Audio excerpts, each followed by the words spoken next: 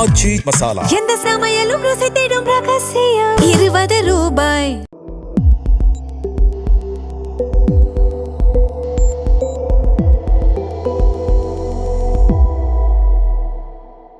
Sir, இப்போ நாளைக்கு தமிழ்நாட்டோட சேர்ந்து வெஸ்ட் பெங்கால்லையும் எலெக்ஷன் நடக்க போகுது. ஃபர்ஸ்ட் ஃபேஸ் வந்து நாளைக்கு நடக்க போகுது. அப்புறம் 29ஆம் தேதி செகண்ட் ஃபேஸ்.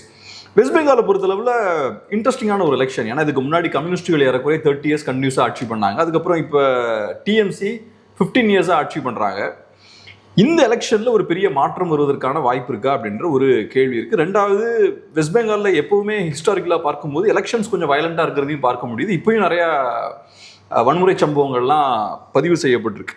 அப்புறம் மூணாவதாக பார்த்தோம்னா பெரிய ஒரு ஐடியாலஜிக்கல் ஷிஃப்ட்டும் இருக்குது. ஹிஸ்டாரிக்கலாக பார்த்தோம்னா வர்க்க முரண்களை மையமாக வச்சு அரசியல் பண்ணியிருக்காங்க வெஸ்ட் பெங்காலில். இன்னைக்கு பார்த்தோம்னா அடையாள அரசியல் அங்கே ரொம்ப ஸ்ட்ராங்காக இருக்குது. மத அரசியலும் ரொம்ப ஸ்ட்ராங்காக முன்னெடுக்கப்பட்டிருக்கு. எப்படி பார்க்குறீங்க இந்த எலெக்ஷனை? It's crucial. இந்த 5 மாநில தேர்தல்களில் தமிழ்நாடு, அசாம், கேரளா, புதுச்சேரி, மேற்கு வங்கம், வெஸ்ட் பெங்கால், இந்த 5 மாநில தேர்தல்களில் the election to be noted is West Bengal. Kerala கிடையாது, தமிழ்நாடு கூட கிடையாது, அசாம் கிடையாது, Puducherry of course union territory. Because what Bengal thinks tomorrow, today India will think டுமாரோன்னு. What Bengal think today, India will think டுமாரோன்னு. இன்றைக்கி என்ன மேற்கு வங்கம் யோசிக்கிறதோ இந்தியானால் இதை யோசிக்கணும். இந்தியன் ஃப்ரீடம் ஸ்ட்ரகிளில் வந்து மிகப்பெரிய ஒரு பங்களிப்பை செய்த ஒரு மாநிலம் அது. அப்போ வந்து அன்டிவைடட் பங்களா வெஸ்ட் பெங்கால் இருந்தது. இன்ஃபேக்ட் நீங்கள் பார்த்தீங்கன்னா 1905 பெங்கால் டிவிஷன், அப்புறம் 1943 பெங்கால் ஃபெமைன்.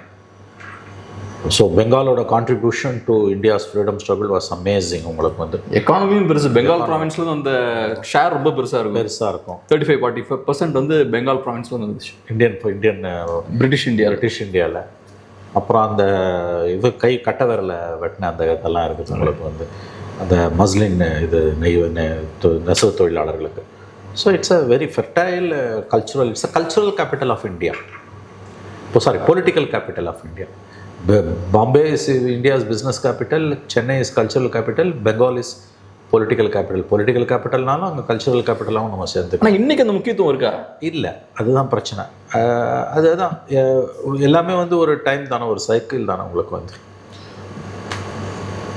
ரவீந்திரநாத் தாகூர் பிறந்த மாநிலம் அது வந்து. அதுக்கு பிறகு வந்து பங்கிம் சந்திர சாட்டர்ஜி, சரத் சந்திர, இவ்வளோ பெரிய அதாவது வந்து ஜாயிண்ட் இன்டலெக்சுவல்ஸ் பாஸ்ட் 150 இயர்ஸில் வந்து. பெங்காலில் வந்து உங்களுக்கு வந்து 1977 to 2011 34 இயர்ஸ் வந்து uninterrupted left rule, especially CPM rule. அது வந்து லெஃப்ட்னு சொல்லிக்கிட்டாலும் இட்ஸ் சிபிஎம் ரூல். சிபிஎம்மில் வந்து ஜோதி பாசு போன பிறகு 98 அவர் பதவி விலகி புததேவ் வந்த பிறகு 2006 and 2007 நந்திகிராம் சிங்கூர் இன்சிடென்ட் நடக்குது. 34 இயர்ஸில் வந்து அவங்க வண்டியை ஓட்டினதுக்கு காரணமே வந்து லேண்ட் ரிஃபார்ம்ஸ். கூலி தொழிலாளர்களுக்கு, நிலமற்ற விவசாயிகளுக்கு நிலத்தை பிரித்து கொடுத்தாங்க. அதனால தான் அவங்களால தொடர்ந்து ஜெயிக்க முடிஞ்சுது. அந்த மாதிரி பிரித்து கொடுத்த நிலத்தை பிடுங்குறாங்க இந்த name of industrialisation. Singur and நந்திகிராமில் அவங்க ரெசிஸ்ட் பண்ணுறாங்க, துப்பாக்கி சுட்டு கொல்றாங்க.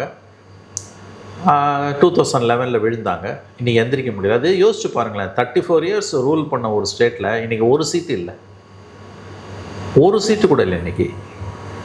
ஸோ இந்த 34 வருஷத்தில் இன்னும் நீங்கள் பார்த்தீங்கன்னா என்ன தான் பண்ணாங்கன்னு பார்த்தீங்கன்னா, கிட்ட இவர் காங்கிரஸ் இப்போ எம்பி, முன்னாள் காங்கிரஸ் கமிட்டி தலைவர், அப்போ எம்பி அந்த 2011 KS அழகிரி வந்து எனக்கு கொடுத்த ஒரு பேட்டியில் சொன்னார், சார் நம்ம வந்து கல்கட்டா ஏர்போர்ட்லேருந்து வெளியில் போகிறோன்னா, ஒரு 2 கிலோமீட்டர்ஸ் தள்ளி போகிறோன்னா, சிட்டிக்குள்ளே வராமல் வெளியில் போகிறோன்னா, நம்ம ப்ரீ இண்டிபெண்டன்ஸ் பீரியடில் இருக்குமா போஸ்ட் இண்டிபெண்டன்ஸ் பீரியடில் இருக்குமானே தெரியாது. எந்த டெவலப்மெண்ட்டுமே கிடையாது. அப்படி இன்றைக்கி எதுக்கு வந்து ஒர்க்கர்ஸ் ஓடி வரான், வெஸ்ட் பெங்காலை விட்டு தமிழ்நாட்டுக்கு ஓடி வரான், ஆந்திர பிரதேஷ்க்கு ஓடுறான், தெலுங்கானாவுக்கு ஓடுறான், கர்நாடகாவுக்கு ஓடுறான், மகாராஷ்டிராவுக்கு ஓடுறான், குஜராத்துக்கு ஓடுறான், வெஸ்ட் பெங்கால். இதை கேட்டிங்கன்னா தோழர்கள் வந்து காது வரைக்கும் வாய் கிழிகிற மாதிரி பேசுவாங்க. ஸோ அந்த 34 இயர்ஸ் அப்படி ஓடிச்சு. உங்களுக்கு வந்து இங்கிலீஷே வந்து 6th ஸ்டாண்டர்டில் தான் சொல்லி கொடுத்தாங்க ஜோதி பாசு பீரியடில்.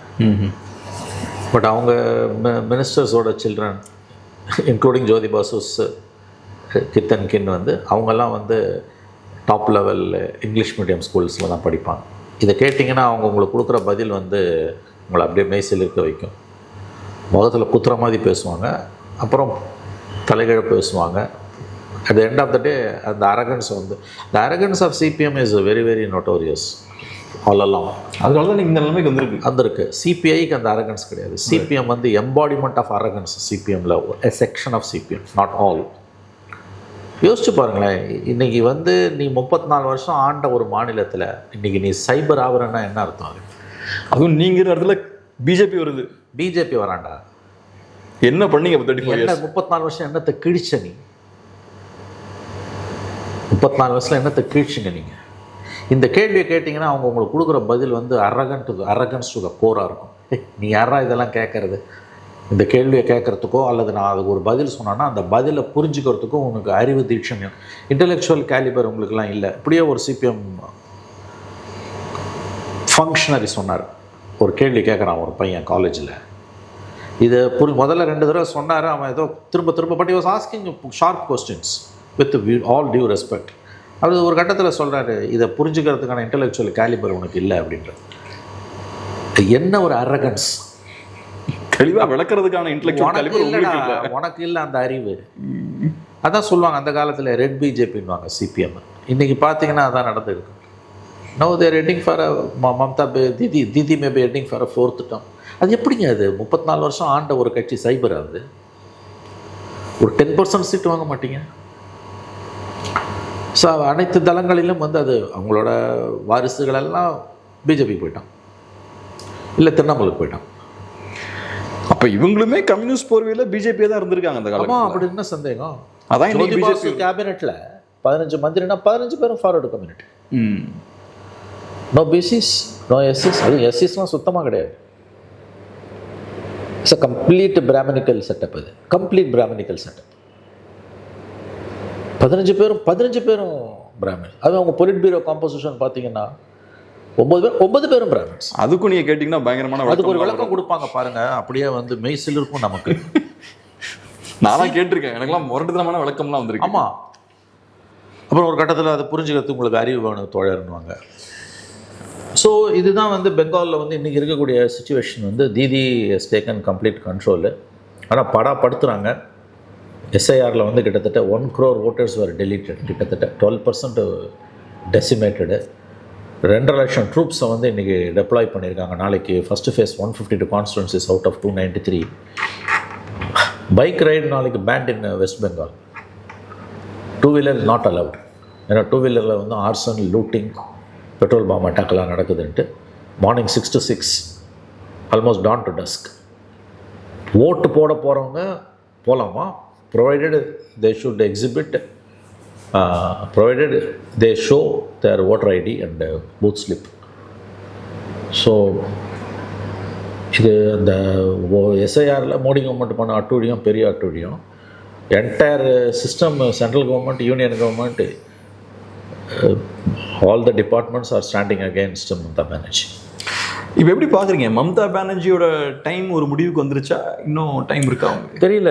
கிரெடிபிள் ஒப்பீனியன் போல்ஸ் எதுவுமே இல்லை. But she is losing her sheen அப்படின்றாங்க.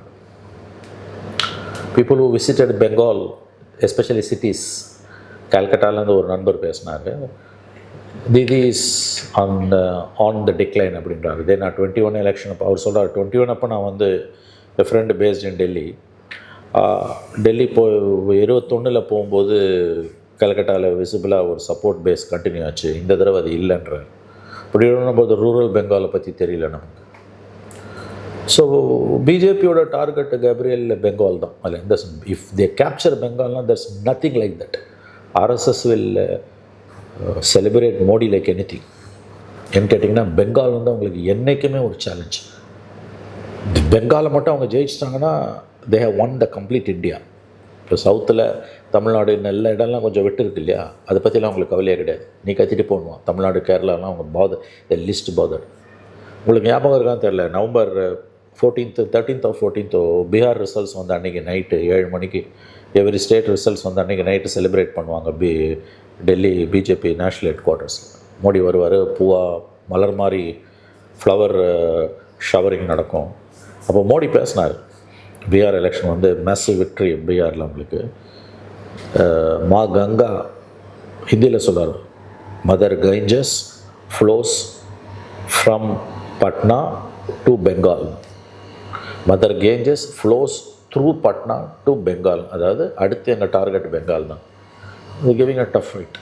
நீங்கள் எப்போ ஒன்று சொல்லுவீங்க தமிழ்நாடு எலெக்ஷன்ஸ் பற்றி பேசும்போது அப்போசிஷன் யூனிட்டி இண்டெக்ஸ்னு ஒரு விஷயத்தை பற்றி பேசுவீங்க, இண்டெக்ஸ் ஆஃப் அப்போர்ச்சுனிட்டி. ஸோ இப்போ தமிழ்நாட்டில் திமுக இருக்காங்க, திமுக எதிர்ப்பு வாக்குகள் எல்லா சைட்லையும் உடையுது அப்படின்றது அவங்க பாயிண்ட். இப்போ அங்கேயும் பார்த்தீங்கன்னா பாஜக இருக்காங்க, பாஜக எதிர்ப்பு வாக்குகள் உடையுது. ஒரு சைடில் காங்கிரஸ் தனியாக நிற்கிறாங்க, டிஎம்சி ஒரு அலைன்ஸ் ஃபார்ம் பண்ணியிருக்காங்க, லெஃப்ட் ஒரு அலைன்ஸ் ஃபார்ம் பண்ணியிருக்காங்க. ஸோ இப்போ ஆன்டி பிஜேபி ஓட்ஸ் பார்த்தீங்கன்னா 3 உடையுது. அஃப்கோர்ஸ் காங்கிரஸ் ஒன்றும் பெரிய ஸ்ட்ராங்காலாம் இல்லை, லெஃப்ட்டும் ரொம்ப ஒன்றும் ஸ்ட்ராங்காக இல்லை, பட் இருந்தாலும் அப்போசிஷன் யூனிட்டி அங்கே இல்லை, ஓட்ஸ் உடையுது. அது எப்படி பார்க்குறீங்க? அதாவது CPM left is completely decimated. அங்கே கொஞ்சம் ரீசரெக்ட் ஆகிட்டு இருக்காங்கன்றாங்க, பட் மார்ஜினல் பிளேயர் தான் அவங்க வந்து. காங்கிரஸ் அதுக்கும் கீழே தான் இருக்குது உங்களுக்கு வந்து. அதனால் இந்த ஐஓயு தியரியை வந்து நீங்கள் அங்கே எந்த அளவுக்கு அப்ளை பண்ண முடியும்னு தெரியல. ஆன்டி இன்கம்பன்சி மிக கடுமையாக இருக்குன்றாங்க. 2% கூட வச்சுப்போமே. இப்போ காங்கிரஸோட ஓட்ஸ் எல்லாமே மைனாரிட்டி ஓட்ஸ், முஸ்லீம் ஓட்ஸ். அங்கே தான் முஸ்லீம் ஓட்ஸை கிளவராக பிரிக்கிறாங்க. காங்கிரஸ் ஓவாசியை வச்சு பிரிக்கிறாங்க. புதுசாக ஒரு கூத்து நடக்குது அங்கே. ஒருத்தன் வந்து புதுசாக பிளேயர் வந்து நான் பாபர் மஸ்தியை கட்ட போகிறேன்னு ஒருத்தன் ஒரு கட்சி ஆரம்பிச்சு, அப்பயே தெரியும் அமித்ஷா ஆளுன்னு. ஏன்னா அவனை அப்படியே ஃப்ரீயாக விட்டு வச்சுருந்தாங்க. அந்த பார்ட்டி வந்து என்னாச்சு, ஓவாசியோட எலக்ட்ரல் அண்டர்ஸ்டாண்டிங் போட்டான். திடீர்னு என்னாச்சு, எவனோ ஒருத்தன் வீடியோவை ரிலீஸ் பண்ணுறான். இந்த வீடியோ சீக்ரெட் வீடியோன்னுவாங்கல்ல, அது பேர் என்ன சொல்லுவாங்க, ஸ்டிங் ஆப்ரேஷன். அவனுக்கு 1000 கோடி ப்ராஜெக்ட், பிஜேபியோட ப்ராஜெக்ட்டு, நீ போய் பாபர் மசூதி கட்டுற அப்படி இப்படின்னு பேசி நான் முஸ்லீம் ஓட்டை உடைக்கணும். அது அந்த வீடியோ வந்தோடனே ஓவாசி வந்து அவனை தான் அலையன்ஸ்லேருந்து கைட்டி விட்டுட்டார். கிளவராக 2 வருஷத்துக்கு முன்னால் after the parliament election results BJP என்ன பண்ணுறாங்கன்னா, ஒரு புதுசாக ஒரு முஸ்லீம் லீடரை ப்ராப்பர் பண்ணுறாங்க. அவர் என்ன பண்ணுறாரு, நான் இடித்த பாபர் மஸ்ஜிதை பெங்காலில் கட்டுவேன்றார். வழக்கமாக இந்த மாதிரி எந்த ஸ்டேட்டில் எவனாவது பேசினான்னா எண்ணெயை விட்டு தூக்கி அவனை உள்ளே போட்டுருவானுங்க பிஜேபி. ஆனால் அவனை கண்டுக்கவே இல்லை. அவன் பாட்டு போய் கத்தி நடக்கிறான், போகிற இடம்லாம் நான் பாபர் மஸ்ஜிதை இடிப்பேன், முஸ்லீம்ஸுக்கு இந்தியாவில் பாதுகாப்பு இல்லை. அவன் கூட ஓவாசி அலைன்ஸ் வைக்கிறாரு. இப்போ இந்த வீடியோ வந்து அவனை கைட்டி விட்டாங்க. அங்கே முஸ்லீம் ஓட்ஸை உடைக்கிறது, ஓவாசியோட வேலையை முஸ்லீம் ஓட்டை உடைக்கிறது தானே. எல்லா ஸ்டேட்லேயும் போய் முஸ்லீம் ஓட்டை உடைக்கணும். அந்த பணியை வந்து சிறப்பாக திறம்பட செஞ்சுக்கிட்டு இருக்காரு. இங்கே அதுவும் வந்து இந்த தடவை உடையுது உங்களுக்கு வந்து. But somehow Didi anti incumbency இருந்தாலும் தீதி மே ஸ்கிராப் த்ரூன்றாங்க. பழைய மாதிரி மெஜாரிட்டி இல்லாட்டியும் மம்தா பானர்ஜி மே ஸ்கிராப் த்ரூன்றது தான் வரக்கூடிய reports. But anyway credible opinion polls வரல. எக்ஸிட் போல்ஸில் வேணால் தெரியல நமக்கு ஓரளவுக்கு. ஆனால் என்ன சிக்கல் இப்போ லெஃப்ட்டுக்கும் காங்கிரஸுக்கும்? பாஜக தான் வீழ்த்தப்பட வேண்டிய கட்சி, அரசியல் சக்தி. அப்போ ஒன்றும் அவங்களோட இழக்கிறது ஒன்றும் பெருசாக இல்லை, அங்கே போய் சேர வேண்டியதானே. சீட் ஷேரிங் ஏதோ பிரச்சனை. இப்போ 2 பேருக்குள்ள பிஜேபி தான் மெயின் எனிமின்னா என்ன பிரச்சனை? போன எலெக்ஷன் ஒன்றா தானே நின்னாங்க. ஆமாம், போன எலெக்ஷன் ஒன்றா நிற்கிறாங்க. லெஃப்ட் டிஎம்சியோட இருந்தாங்களா இவங்களோட சிபிஎம்மோட? லெஃப்ட்டும் காங்கிரஸ் காங்கிரஸ் ஒன்றா இருந்தாங்க. கரெக்டாக. 2001 அசம்பிளி எலெக்ஷன் நினைக்கிறேன் நான். 2024 பார்லிமெண்ட் எலெக்ஷன்லையும் ஒன்றா தான் லெஃப்ட்டும் காங்கிரஸ் இருந்தாங்க. மோடி கூட சொன்னார்ல, பங்கால் மே தோஸ்தி ஹை கேரள் மே குஸ்தி ஹைன்னு. மோடியோட ஃபேமஸ் வேர்டு. அதாவது பங்கால் மே தோஸ்தி ஹை, பங்காலில் ஃப்ரெண்டு நண்பன். பங்கால் மே தோஸ்தி ஹை கேரள் மே குஸ்தி ஹை, சண்டை போடுறாங்கன்னு. அது இந்த மாதிரியான ஸ்டாண்டெல்லாம் எடுத்திங்கன்னா நீங்கள் வந்து அது அவங்க வந்து அவங்களுக்கே உடைய ரோமங்களை பிளக்கக்கூடிய வாதங்கள் நடக்கும் உங்களுக்கு வந்து. இந்த தடவை அதுவும் இல்லை உங்களுக்கு. Congress is finished, nowhere. Congress is nowhere உங்களுக்கு பெங்காலில். சிபிஎம்மாவது கொஞ்சம் ரிவைவ் ஆகுதுன்றாங்க, லெஃப்ட் இஸ் ஸ்லைட்லி ரிவைவ்ன்றாங்க. எது சொல்கிறீங்க left? It's recent elections and recent opinion polls they slightly ரிவைவிங்கிறாங்க. காங்கிரஸ் சுத்தமாக இல்லை. ரிவைவிங்னா நீங்கள் ஒன்றும் பெருசாக எடுத்துக்க வேணாம். சைபர் வாங்கினா ஒரு சீட்டு வாங்குவோம் உங்களுக்கு, அவ்வளோதான். வேறு ஒன்றும் பெரிய ரிவைவ் இல்லைங்க. அந்த ஜென்ரேஷன் இஸ் கான் கேப்ரியல். உங்களுக்கு இந்த 34 வருஷத்தில் அவங்க என்ன பண்ணாங்க, ஏது பண்ணாங்க, எப்படிங்க அது கம்ப்ளீட்டாக போய் ஒரு பக்கம் பிஜேபிக்கும் ஒரு பக்கம் திரிணாமுலுக்கும் போயிடுச்சு.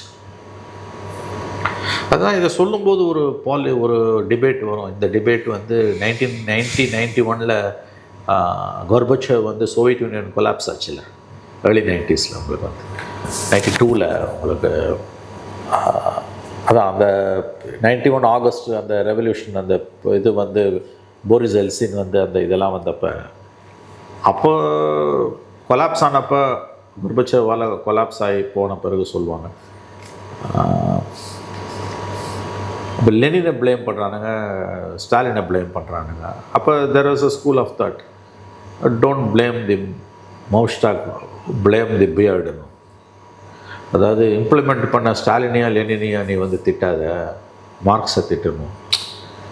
That was a famous dialogue at the time in Soviet Union. For that matter German, East German, West German சேர்ந்தது இல்லையா, அந்த பீரியடில் இந்த 90ஸ்லேருந்து இந்த ஆர்குமெண்ட் வருது. 90 and 91, 92ல்.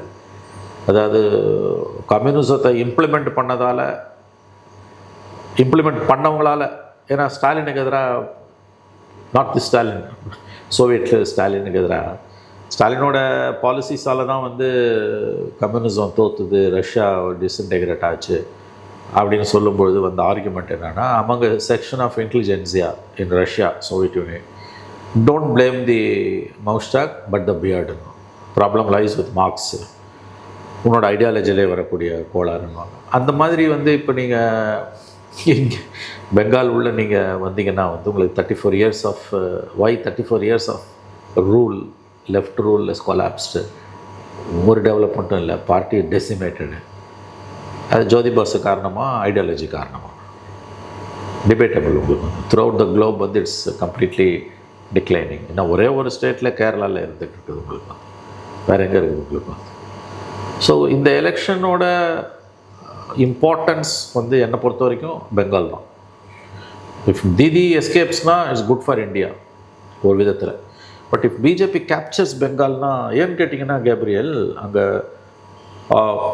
1/3 of the population is nearly 1/3 வந்து முஸ்லிம்ஸ். அங்கே வந்து பங்களாதேஷோட பார்டரில் இருக்கக்கூடிய ப்ராப்ளம்ஸ் நிறையா எக்கச்சக்கமாக இருக்குது. தெளிவாக பிஜேபி அங்கே போலரைஸ் பண்ணுறான், அக்ரெசிவாக போலரைஸ் பண்ணுறாங்க. ஸோ பெங்கால் மாதிரியான ஒரு ஸ்டேட்டில், இந்தியாவில் மற்ற எந்த ஸ்டேட்டையுமே விட பெங்கால், அந்த ஸ்டேட்டில் வந்து உங்களுக்கு வந்து இஃப் தே கேப்சர் பவர்னா it have a far reaching consequences. நம்ம கேள்வி என்னன்னா, அஸ்ஸாமை பிடிச்சிட்டோம், உங்களுக்கு தெரியும், அது சின்ன ஸ்டேட் தான், சின்ன state, but still the relevance is very high. But இது வந்து ஒரு பிக் ஒன். பெங்காலில் மட்டும் பிஜேபி கேப்சர்ஸ், இப்போ எனக்கு தெரிஞ்சு இந்த எலெக்ஷனில் வந்து எனக்கு மோர் தென் தமிழ்நாடு, கரெக்ட் தான், பெங்கால் தான் இம்பார்ட்டன்ட். தமிழ்நாட்டில் யார் வந்தாலும் ஒன்றும் பெருசாக ஒன்றும் மாறிட போகிறது இல்லை. ஈவன் ஏடிஎம்கே கம்ஸ் ஒன்றும் பிஜேபியால் பெருசாக பண்ணிட முடியாது. 4 வருஷம் எடப்பாடி வந்து கண்ட்ரோலில் தான் வச்சுருந்தார். Contrary to DMK's atrocious claims வந்து அவர் அந்த அளவு அலோவ் பண்ணலை. என்ன ஒன்று, தான் எந்த அளவு பிஜேபி அடக்கி வச்சாரோ அதை அவரால் மார்க்கெட்டிங் பண்ண முடியல. இவங்க வந்து செஞ்சது செய்யாது எல்லாத்தையும், இன்ஃபேக்ட் அதை விட அதிகமாக இவங்க தான் கதவை திறந்து விட்றாங்க பிஜேபிக்கு. பட் இவங்க எந்த காரியத்தை பண்ணாலும் இவங்களால் மார்க்கெட் பண்ண முடியும் திமுகவால், எடப்பாடியால் அதை ஏடிஎம்கேல பண்ண முடியல. ஸோ தமிழ்நாடு கூட இந்த எலெக்ஷனில் நம்ம கவனிக்க வேண்டிய ஸ்டேட் கிடையாது. The state we have to watch is Bengal. திரும்பவும் ஒரு நேஷ்னல் பார்ட்டியோட கண்ட்ரோல் கீழே போகுமா அப்படின்னு சார், மற்ற ஸ்டேட்ஸ் போகிறதுக்கும் பெங்காலுக்கும் 42 லோக்சபா சீட்ஸு, பட் அதோட பொலிட்டிக்கல் ரிலவன்ஸ் ரொம்ப அதிகம், ரொம்ப அதிகம். அதில் இன்னொன்று கேட்டிங்கன்னா, Bangladesh is now there is a simmering anger in the Bangladesh society, especially among hardliners, Muslim hardliners. உங்களுக்கு இப்போ ஒரு எலெக்டட் கவர்மெண்ட் வந்து கொஞ்சம் அமைதியாக இருக்க மாதிரி தோணுது. பட் அண்டர்நீத் வந்து ஐஎஸ்ஐயோட ரோல் பெரிய ரோலாக இருக்குது. இங்கே ஒரு ஃபார் ரைட்டு கவர்மெண்ட் வந்ததுன்னா, பெங்காலில் ஒரு ஃபார் ரைட்டு கவர்மெண்ட் வந்ததுன்னா, வெஸ்ட் பெங்காலில் இப்போ அடங்கி இருக்கக்கூடிய பங்களாதேஷ் வந்து it will be on the boil. In fact நான் ஒரு கட்டுரை படித்தேன். ஆக்சுவலாக என்னென்னா, பங்களாதேஷில் ராடிக்கலிசம் அதிகமாகுது இல்லையா, ஆமாம், அது வெஸ்ட் பெங்காலை ராடிக்கலைஸ் பண்ணுது அப்படின்ற ஒரு விஷயம் படித்தேன். இப்போ நம்ம பார்த்தோம், இப்போ ஒரு ஹிந்து யங்ஸ்டர் கொல்லப்பட்டாரு, அந்த விஷயம்லாம் பிஜேபியோட வளர்ச்சிக்கு வெஸ்ட் பெங்காலில் ரொம்ப எக்ஸாக்ட்லி 100%. அதைத்தான் நான் சொல்கிறேன் உங்களுக்கு. அது வந்து இப்போ இங்கே ஒரு ஃபார் ரைட் வந்ததுன்னா அங்கே அது எக்ஸ்ப்ளோர்ட் ஆகும். It's they thrive on each other. இப்போ ஷேக் ஹசீனாவோட டிபார்ச்சர் ஃப்ரம் பங்களாதேஷ் பாலிடிக்ஸ் இருக்குல்ல, போன ஆகஸ்ட் 24 ஆகஸ்ட்டில் அந்தம்மா நாடு தப்பிச்சு வராங்க. கிட்டத்தட்ட 2 வருஷம் ஆக போகுது உங்களுக்கு வந்து. அதுக்கு ஒரு 6 months முன்னாலேருந்தும், especially after she left Bangladesh, இது வரைக்கும் இந்த 55 இயர்ஸில் இல்லாத அளவுக்கு ஐஎஸ்ஐயோட இன்ஃப்ளூயன்ஸ் வந்து பங்களாதேஷில் ரொம்ப அதிகமாகிடுச்சு. இஸ்லாமிக் ஃபண்டமெண்டலிஸ்ட்டு பெரிய அளவில் உள்ள ஊடுருவிட்டாங்க. இப்போ தேங்காட் இப்போ வந்து ஒரு elected government is almost friendly government with India இருக்குது. ஆனால் உள்ளுக்குள்ளே அங்கே இருக்கக்கூடிய சோஷியல் டென்ஷன் என்னென்னா, இந்தியாவில் வந்து முஸ்லீம்ஸுக்கு எதிரான அட்ராசிட்டிஸ் அதிகமாகும் போது அதோட ரெப்பர்கஷன் நம்ம ஸ்டேட்டில் இருந்தே தீரும் என்பது இது ஆதரிக்கக்கூடிய இந்த ஹாட்லைனர்ஸ் ஆதரிக்கக்கூடியவங்களோட பிரச்சாரமாக இருக்குது. உங்களுக்கு ஞாபகம் இருக்கும், நம்ம 2 பேரும் நீங்கள் நியூஸ் ஃபோக்கஸ் தமிழில் இருக்கும்போது 2022 ஒரு ஃபைல் பேசணும் கான்ஸ்டண்ட்டாக பங்களாதேஷில் நடக்கக்கூடிய இஷ்யூஸை பற்றி. ஞாபகம் இருக்கு இல்லையா? அந்த திருவிழா பூஜா ஹாலிடேஸ். ஷேக் ஹசீனாவோட ஃபேமஸ் ஸ்பீச்சை கோட் பண்ணி நம்ம பேசணும். ஆயுத பூஜா அப்போ வந்து காளி பூஜா, துர்கா பூஜா அப்போ வந்து யூஸ்வலாக செலிப்ரேஷன்ஸில் பர்சனலாக பார்ட்டிசிபேட் பண்ணுற ஷேக் ஹசீனா பிரைம் மினிஸ்டரும் அன்றைக்கி வந்து டாக்காவில் தன்னோட பங்களாலேருந்து அதுலேருந்து ஒரு 100 கிலோமீட்டர்ஸ் தள்ளி இருக்க பூஜா பந்தலுக்கு கொடுக்குற அட்ரஸில் ஹர் ஃபேமஸ் வேர்ட்ஸ் வாஸ் அண்டை நாட்டில் பேர் சொல்லாமல் அங்கே இருக்க சிறுபான்மையினர் தாக்கப்பட்டால் அதனுடைய எதிரொலி இங்கு இருப்பதை நாம் தவிர்க்க முடியாது. பங்களாதேஷில் பூஜா பந்தல்ஸை கண்டினியூஸாக கொளுத்தும் போது அந்த அம்மா பேசின வார்த்தை கடைசியில் எதிரொலி அந்த அம்மா தூக்கிட்டானுங்க. இப்போ இது ரொம்ப ரிலவெண்ட்டான விஷயம் Gabriel. A full fledged right wing take over of West Bengal வந்து பங்களாதேஷுக்குள்ளே வந்து ஹிந்துஸ் மேலான அட்டாக்கை வந்து ஃபைன் டியூன் பண்ணோம். அதுதான் அவன் விரும்புகிறான். நான் இன்னொன்று சொல்கிறேன், இப்போ நான் படிக்கும்போது சில விஷயங்கள் சொல்கிறது என்னென்னா, பார்த்த விஷயங்கள் என்னென்னா, இப்போ பங்களாதேஷ்லேருந்து இல்லீகல் இமிக்ரெண்ட்ஸ் இந்தியாவுக்குள்ளே வரதை கம்யூனிஸ்ட் பீரியட்லேருந்து என்கரேஜ் பண்ணுறாங்க. உள்ளே வராங்கன்னா அவங்களுக்கு ஒரு ரேஷன் கார்டு, அப்புறம் இபி, இந்த விஷயங்கள்லாம் செட் பண்ணி கொடுக்குறது. அப்புறம் அவங்க வந்து இவங்களோட ஆதரவாளர்களாக இருப்பாங்க. அதுக்கப்புறம் டிஎம்சியும் அதை ஓரளவுக்கு என்கரேஜ் பண்ணுறாங்க. இப்போ பங்களாதேஷில் சிச்சுவேஷன் ரொம்ப மோசமாக இருக்குது, அங்கே நிறைய பிரச்சனைகளும் இருக்குது. ஸோ இப்போ என்னென்னா, பங்களாதேஷ் நம்மளோட பார்டர் ஸ்டேட்டாக இருக்குது. பங்களாதேஷ் பார்டர் ஸ்டேட்டாக கண்ட்ரியாக இருக்குது. அங்கே நிறையா சிக்கலும் அங்கே பங்களாதேஷில் இருக்குது. ஸோ இந்த டைமில் வெஸ்ட் பெங்காலில் ஒரு நேஷ்னல் பார்ட்டி பவரில் இருக்கிறது நல்லது. அப்படி இருந்தால் செக்யூரிட்டி இன்னும் பெட்டராக இருக்கும், நேஷ்னல் செக்யூரிட்டி இன்னும் பெட்டராக இருக்கும். அதுதான் பிஜேபி வந்து சொல்கிறாங்க. But this actually other way around. ஏன்னா BJP's take over of West Bengal will have a far-reaching consequences in Bangladesh. அதாவது மேற்கு வங்கத்தை பிஜேபி கைப்பற்றுவது என்பது அஃப்கோர்ஸ் மக்கள் வாக்களித்தா அதை நம்ம ஏற்றுக்கிட்டு தான் ஆகணும், அது வேறு விஷயம். அது வந்து வங்கதேசத்தில் பங்களாதேஷில் கடந்த 3 ஆண்டுகளுக்கும் மேலாக மிகப்பெரிய அளவில் வளர்ந்து கொண்டிருக்கக்கூடிய இஸ்லாமிய தீவிரவாதம், இஸ்லாமிய பழமை தீவிரவாதம், குறிப்பாக ஐஎஸ்ஐ பாகிஸ்தானால் ஊக்குவிக்கப்படுகிற அந்த தீவிரவாதம் மேலும் மேலும் வளர்ந்து போவதற்கும் அங்கே இருக்கக்கூடிய இந்துக்கள் மீதான தாக்குதல் அதிகரிப்பதற்கும் கண்டிப்பாக வழிவகுக்கும். ஐஎஸ்ஐ பாகிஸ்தானுக்கு இந்தியா மேலே இருக்கக்கூடிய கடும் கோபம் என்பது, எங்கள் நாட்டை நீங்கள் 55 ஆண்டுகளுக்கு முன்பு துண்டாடினீர்கள், அதற்கான வினையை நீங்கள் கொடுப்பீர்கள், அனுபவிப்பீர்கள் என்பதுதான். இது வரைக்கும் 50 இயர்ஸாக இல்லாத அளவுக்கு, ஓவர் 50 இயர்ஸாக இல்லாத அளவுக்கு பாகிஸ்தானோட இன்ஃப்ளூயன்ஸ் வந்து பங்களாதேஷி சிவில் சொசைட்டிலையும் பங்களாதேஷி ஆர்மிலையுமே வந்துட்டு இருக்குது. இப்போ ஒரு எலெக்டட் கவர்மெண்ட் வந்திருக்கிறதால அது ஓரளவு கட்டுப்பாட்டுக்குள்ளே இருக்குது. வெஸ்ட் பெங்காலில் மட்டும் பிஜேபி கவர்மெண்ட் வந்ததுன்னா இங்கே மோடி அண்ட் அமித்ஷா ஆர்எஸ்எஸ் சொல்கிறது வந்து இன்ஃபில்ட்ரேஷனை தடுக்கிறதுக்கு ஒரு நேஷனல் பார்ட்டி பார்டர் ஸ்டேட்டில் இருந்தால் நல்லதுன்றது. Actually that's other way around. ஆனால் இப்போ இவங்க இன்ஃபில்ட்ரேஷனை பாசிட்டிவாலாம் பார்க்குறாங்க, கம்யூனிஸ்டுகளும் டிஎம்சியும். அது தவறான ஒரு அணுகுமுறைங்க. அவங்க செஞ்ச தப்பால் தான் பிஜேபி இன்னைக்கு வளருது. நீங்கள் இன்ஃபில்ட்ரேஷனை அனுமதிச்சிருக்கக்கூடாது. அப்போ நேச்சுரல் சொல்யூஷன் பாஜக தானே பார்ப்பாங்க, அதான் கேட்குறேன். அதை நோக்கி தான் அது போகுது. பட் அது ஹிந்துத்வாவாக வருதுன்னும் போது இட்ஸ் டேஞ்சரஸ். செக்யுலர் பார்ட்டிஸ் செஞ்ச தவறுகள், both the Congress and the left. Trinamool was late entering. அவங்க ஒன்றும் பெருசாக அதை பண்ணல. இந்த பாவத்தை, இந்த தப்பை ஆரம்ப காலத்தில் பண்ணது, தொடர்ந்து பண்ணது, போட்டது காங்கிரஸும் லெஃப்ட்டும் தான். ரைட். நீ வந்து இன்ஃபில்ட்ரேஷன் அலோவ் பண்ணியிருக்கக்கூடாது, கண்டிப்பாக பண்ணியிருக்கக்கூடாது. அதுக்கான வேலையை இன்னைக்கு கொடுக்குறாங்க. இந்த எலெக்ஷன் வந்து இதில் எலெக்ஷன் கமிஷன் ஆஃப் இந்தியா பண்ணக்கூடிய அட்டூழியமும் மோடி கவர்மெண்ட்டோட அட்டூழியமும் கற்பனை கட்டாததாக இருக்குது. எலெக்ஷனை வந்து அங்கே வந்து அது எப்படி நடக்க போகுதுன்னே தெரியல. அங்கே வந்து நாளைக்கு எவ்வளோ பிளட் ஷெட்டு என்னன்றது ஒன்றுமே புரியல. அந்த லெவலுக்கு வந்து அங்கே போயிட்டுருக்குது. இது வரைக்கும் 4 ஃபேஸாக இருந்து 2 ஃபேஸ் ஆக்கியிருக்காங்க. அது நல்ல விஷயம் தானே? அது நல்ல விஷயம். பட் நம்ம எண்ட் ரிசல்ட்டை பற்றி மட்டும் பேசுவோம். Bengal slips out of Trinamool Congress, obviously BJP will be the ruling party. Dangerous for India. கடைசியாக இந்த ஒரு விஷயம் சார், இப்போ என்ன பொறுத்தளவில் பிஜேபிக்கு பவருக்கு வருதா இல்லையான்றது தீர்மானிக்கிறது எதுவாக இருக்கும்னா, சொசைட்டி போலரைஸ் ஆகிருக்கா இல்லையான்றதை பேஸ் பண்ணி தான். அங்கே வந்து ஒரு 30% முஸ்லீம்ஸ் இருக்காங்களா எனக்கு தெரியல, 31% இருக்காங்க. 30% ஸோ இப்போ அங்கே இருக்கக்கூடிய மெஜாரிட்டி கம்யூனிட்டியை பிஜேபி போலரைஸ் பண்ணிட்டாங்கன்னா ஜெயிக்க போகிறாங்க. அந்த லெவலுக்கு போலரைசேஷன் நடந்திருக்கா அப்படின்றதான் கேள்வி. அதுதான் வந்து அதை கேஜ் பண்ண முடியல. இதில் போலரைசேஷனை தாண்டி ஹிந்துஸ் ஓட்டே கணிசமான அளவுக்கு வந்து போவதுக்கு காரணம் லோக்கல் இந்த anti incumbency. Secularism as a concept வந்து பிஜேபி வந்துடக்கூடாதுன்றது திரிணாமுலுக்குள்ளே இருக்கவங்களுக்கு ஸ்ட்ராங்காக இருந்தாலும், பட் இந்த 5 வருஷத்தில் அன்லைக் 2 டேர்ம்ஸ் 11 and 16, 16 21 21-26 டிஎம்சியோட atrocities crossed all limits. Law and order collapse, அந்த கிரைம் அகேன்ஸ்ட் விமன், அந்த ஹாஸ்பிட்டலில் கார்க் ஹாஸ்பிட்டலில் அந்த லேடி டாக்டர் ஒருத்தர் ரேப்டு அண்ட் கில்டு, இதெல்லாம் வந்து atrocious to the core. So anti incumbency வந்து தலைவிரிச்சு ஆடும்போது பிஜேபி வந்தால் என்னன்ற கேள்வி எழுவது இயல்பானது. ஆனால் இப்போ இந்த வயலன்ஸ்லாம் நீங்கள் சொல்கிறீங்களா சார், இது வந்து இந்த வயலன்ஸ் வந்து வெஸ்ட் பெங்காலுக்கு ஒன்றும் புதுசு கிடையாது. இன்னைக்கு நான் இப்போ ஒரு கட்டுரை படிச்சுட்டு இருந்தேன். அதில் பார்த்தோன்னா ஒரு ரிசர்ச் மாதிரி பண்ணியிருக்காங்க. டோட்டல் வயலன்ஸில் ஒவ்வொரு பார்ட்டியோட ஷேர் என்ன அப்படின்ற மாதிரி. அஃப்கோர்ஸ் டாப்பில் வந்து டிஎம்சி இருக்காங்க, செகண்ட் பிஜேபி இருக்காங்க. பிஜேபி ரொம்ப ஒன்றும் பின்னாடி இல்லை, ஒரு 27% வயலன்ஸில் பிஜேபிக்கு தொடர்பு இருக்குன்றாங்க. அப்புறம் பழைய வயலன்ஸ்லாம் பார்த்தோன்னா லெஃப்ட்டுக்கு அதில் ரோல் இருக்குது. ஸோ இப்போ வயலன்ஸ்னு பார்க்கும்போது டிஎம்சி வயலண்ட், பிஜேபி வயலண்ட்லன்னு சொல்ல முடியாது. அது வெஸ்ட் பெங்கால்காரங்களுக்கும் தெரியும்னு நினைக்கிறேன்.